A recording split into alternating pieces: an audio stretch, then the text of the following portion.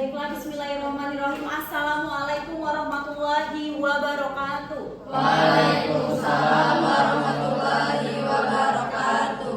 Baiklah, di sini perkenalkan kami dari kelompok 2 ingin mempresentasikan hasil diskusi kami yang sudah kami lakukan di rumah. Baiklah, sebelumnya perkenalkan nama saya Rizky Milkhairiyah sebagai moderator dan juga ada teman saya yang bernama Aprilia, Fitin Istiqomah, Lydia Purnamasari, Nadila Agustin.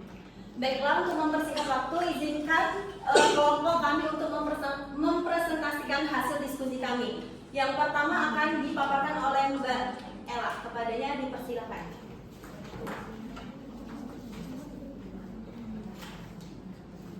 Baik, saya akan menyampaikan hasil diskusi kelompok kami. Pada soal pertama itu identifikasi kebutuhan, analisis kebutuhan masing-masing kelompok murid. Yang pertama itu ada Nina, tahap operasional konkret dengan teori biasa. Kebutuhannya Piaget. Yang pertama, eksperimen langsung dengan air. Yang kedua, alat peraga visual dan manipulatif. Yang ketiga, demonstrasi nyata dari siklus air. Dan yang keempat, pengamatan fenomena alam secara langsung. Yang kedua itu ada Adi, tingkat 2, Giliran dengan etika perawatan.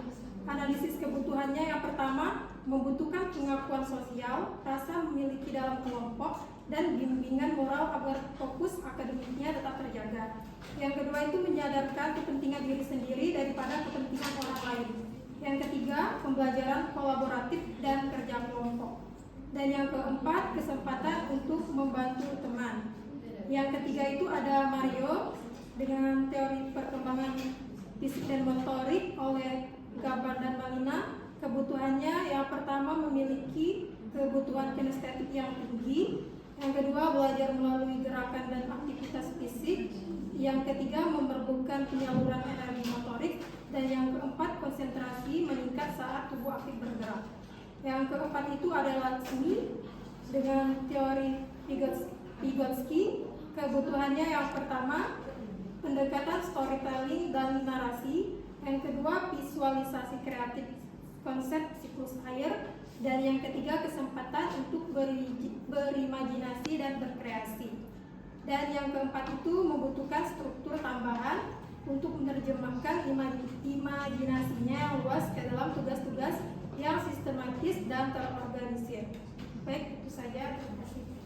Yaitu rancangan strategi pembelajaran, merancang kegiatan pembelajaran untuk topik siklus air dan dampaknya bagi kehidupan yang mengakomodasi keempat kelompok murid. Di sini kami menggunakan model Project Based Learning atau PJBL. Yang pertama ada pendahuluan. Peserta didik mengamati video mengenai terjadinya siklus air. Kedua, guru menjelaskan materi mengenai tahapan siklus air. Selanjutnya, tanya jawab antara peserta didik, guru mengenai materi siklus air. Dan yang keempat, peserta didik dibentuk jadi beberapa kelompok, kemudian peserta didik dibagi sesuai gaya belajarnya.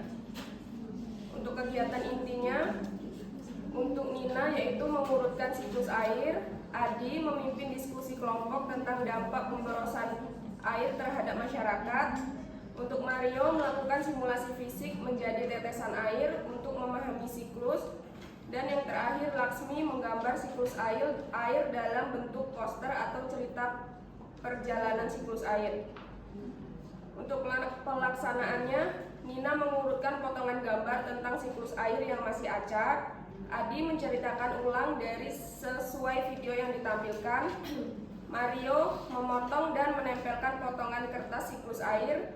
Laksmi disediakan kertas bergambar untuk diberi warna.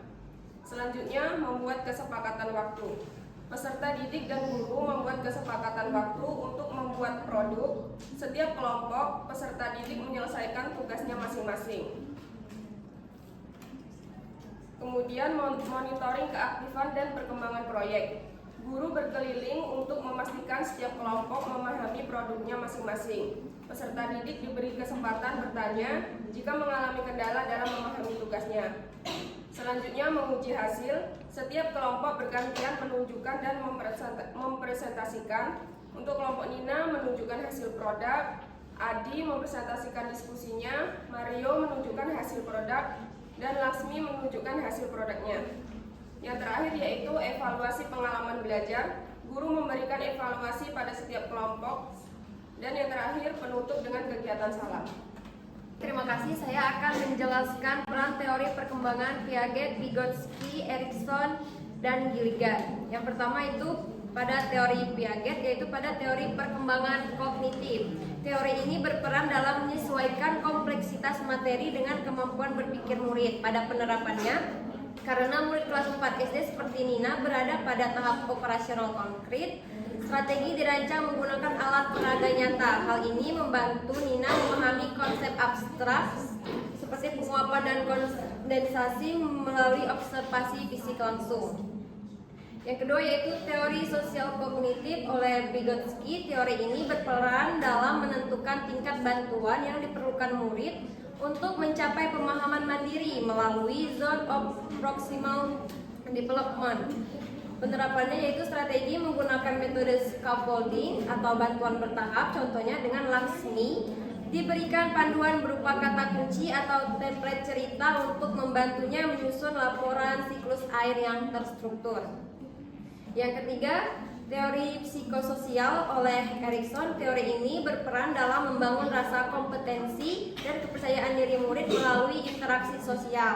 Dengan penerapan mengakomodasi kebutuhan tahap industri versus inferiority, strategi yang digunakan adalah memberikan peran spesifik dalam kelompok seperti menunjuk Adi sebagai koordinator kelompok agar ia merasa diakui secara sosial dan termotivasi untuk menyelesaikan tugas akademik. Yang keempat, teori perkembangan moral oleh Gilligan. Teori ini berperan dalam mengintegrasikan nilai-nilai etika dan tanggung jawab sosial ke dalam materi pembelajaran. Dengan penerapan, strategi ini diwujudkan melalui diskusi moral mengenai dampak aktivitas manusia seperti polusi terhadap siklus air.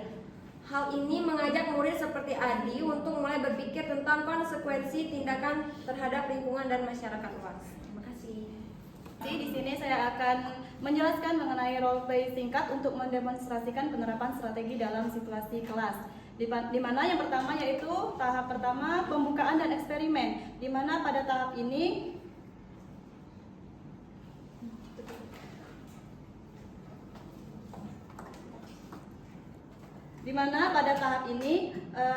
pembukaan dan eksperimen yaitu mengakomodasi Nina dan Mario, di mana guru dapat mengajak siswa untuk belajar siklus air, lalu mengajak untuk Nina ini melihat toples yang dibawa untuk sebagai media pembelajaran. Lalu Nina ini kan termasuk tahap operasional konkret, di mana mengamati air yang mengembun ditutup toples. Lalu si guru dapat mengajak si Mario untuk menjadi sebuah matahari, untuk menggerakkan tangannya seperti menyinari air agar dapat menguap. Lalu si Mario dapat bergerak aktif memerankan matahari dan proses penguapan dengan menggunakan koordinasi motoriknya.